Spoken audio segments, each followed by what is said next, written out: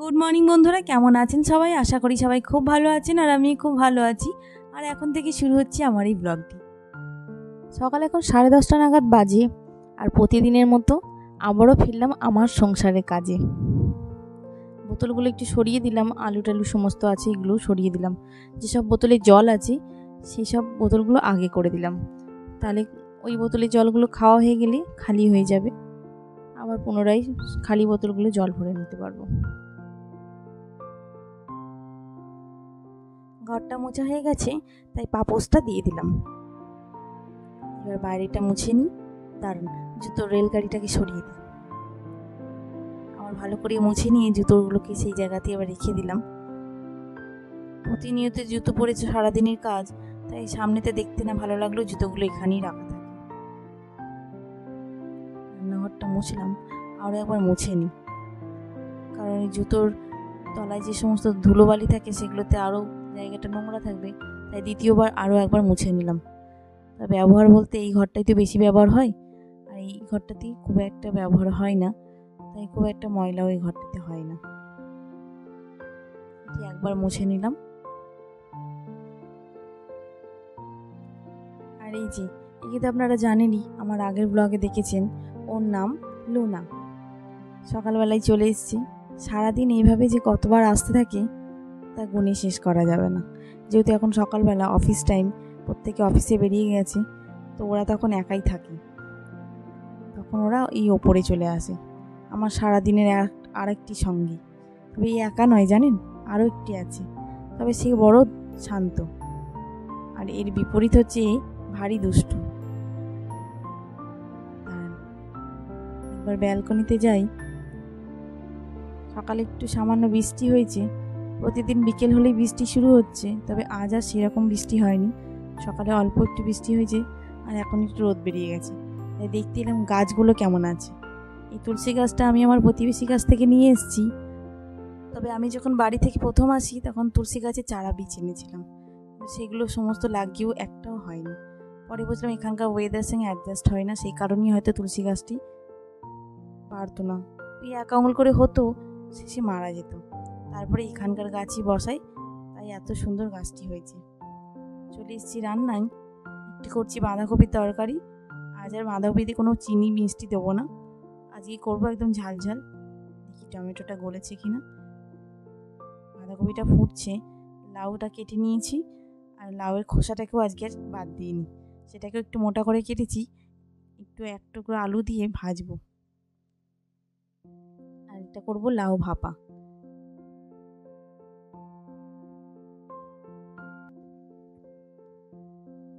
ভাপার জন্য মশলা করে নিচ্ছি। 2 রকম সর্ষে নিয়ে নিয়েছি, এগুলোকে জলে ভিজিয়ে নিয়েছি। সর্ষের গায়েতে অনেক সময় বালি থাকে, সেই কারণে জলেতে ভিজিয়ে নিয়েছি। একটু পোস্ত নিয়ে নিলাম, একটু কাজু দিলাম, দেবো 1 টুকরো আদা,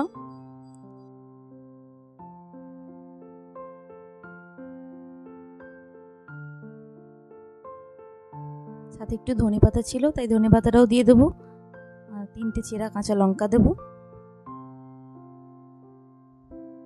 পোস্তটা আগে একটু ঘুরিয়ে নিই, তাহলে সর্ষের সাথে খুব ভালো মিশে যাবে। সাথে কাজুটা দিয়েছিলাম, কাজুটা এখনই ঠিক মতো হয়নি, সর্ষে দানাগুলো দিয়ে দিই, হয়তো ঠিক হয়ে যাবে। সর্ষে, ধনেপাতা, কাঁচা লঙ্কা, আদা, একটু নুন, সাথে একটু দেবো তেল, একসাথেই সমস্তটা মিক্সির জারে দিয়ে দেবো।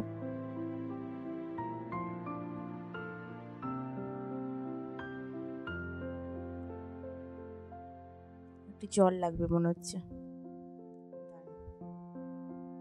জলটা একটু কম হয়ে গেছে, আবারও তাই একটু জল দিয়ে দিলাম। হয়ে গেছে প্রায়।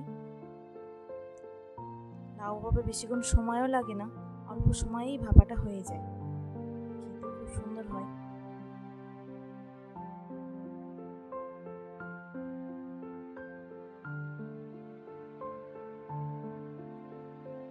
লাউগুলোকে ভেজে নিচ্ছি, না ভাজলেও অনেক সময় নুন হলুদ দিয়ে থাকলেও তাতেও নরম হয়ে যায়। ভাপার মধ্যে দিয়ে দিলে তাতে তো নুন হলুদ তেল সমস্তটা থাকে, তাই নরমও হয়ে যায়। তো আমি ভেজে নিচ্ছি এই কারণে, একটুখানি টেস্ট এসে যাবে বলে। করে ভেজে নেব। তবে এই পোড়া তেলটা ফেলবো না, এটাও দিয়ে দেবো এই ভাপার মধ্যে।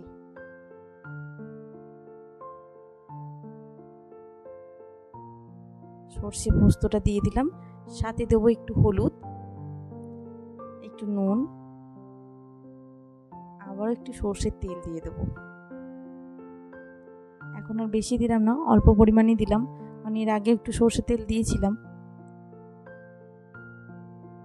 আর পোড়া তেলটা যেটা রাখলাম কড়াইয়ে লাউ ভাজার পর, সেই পোড়া তেলটা উপর থেকে দিয়ে দেবো। আর এই লাউগুলো সাজিয়ে দিলাম। মিক্সির জারের গায়েতে যে সমস্ত সর্ষের পোস্তর মশলাটা রয়েছে সেটা দিয়ে দিয়েছি, আর সাথে 3টে চেরা কাঁচা লঙ্কাটা দিয়ে দিলাম। এবার ভাপাতে বসিয়ে দিই। কড়াইয়ে জল দিয়ে বসিয়ে দিয়েছি। টিফিনটা যেহেতু এদিক ওদিক যাতে না হয় সেই কারণে সাঁড়াশিটা দিয়ে দিলাম, যাতে এক জায়গাতে ঠিক থাকে। যখন জল গরম হয়ে যাবে তখন তো জোরে ফুটবে, তখন টিফিনের গায়ে যদি জল ঢুকে যায় সেই কারণে এক জায়গাতেই যাতে ঠিক থাকে সেই কারণে সাঁড়াশিটা দিয়ে দিলাম। ওদিকে আর এদিকে রান্না শেষ হওয়ার পরে যে সমস্ত বাসন থাকে সেই সমস্ত বাসনগুলো সব মেজে নিচ্ছি। লাউ ভাপার সাথে সাথে এদিকে বাসনগুলোও আমার মাজা হয়ে যাবে। আর লাউ ভাপা হতে বেশিক্ষণ সময় নেয় না, অল্প সময়ে লাউ তো সেদ্ধ হয়ে যায়। আর সাথে সাথে নাবিয়ে একদম গরম গরম খেতে বসে পড়বো খাবারটি নিয়ে। দুপুরের খাবার হয়ে গেছে। কুকারের ঢাকনাতে অনেক সময় কি থাকে, ভাত আটকে থাকে, যে সমস্ত জায়গাগুলোই ঠিকঠাক ক্লিন করা হয় না, তাই আমি একটি ব্রাশ ব্যবহার করি। এই ব্রাশটি দিয়ে ঘষলে খুব সুন্দর ক্লিন হয়ে যায়। হয়ে গেছে, একটু ধুয়ে নিই, মেশিনটাও একটু ভালো করে ধুয়ে নিই, যাতে বাসনগুলো নিচে রেখে ধুতে পারবো ভালো করে। আর এখানটা একটু জল দিয়ে ভালো করে পরিষ্কার করে নিই, তাহলে বাসনগুলো রাখতেও আমার একটু সুবিধা হবে। অন্যদিনের থেকে আজকে বাসনটাও কমই হয়েছে, ভাপাতে এত কিছু বাসন তো বেরোয় না। হয়ে গেছে,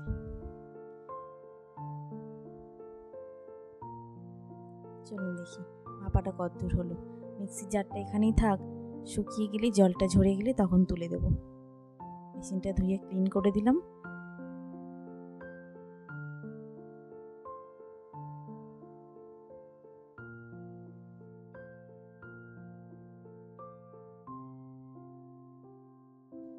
চলে এসেছি, গ্যাসটা অফ করে দিলাম একদমই, আর ফোটার দরকার নেই, এতেই সেদ্ধ হয়ে গেছে। যে পরিমাণ জল দিয়েছিলাম তার অর্ধেকের অর্ধেক অংশ প্রায় শেষ হয়ে গেছে।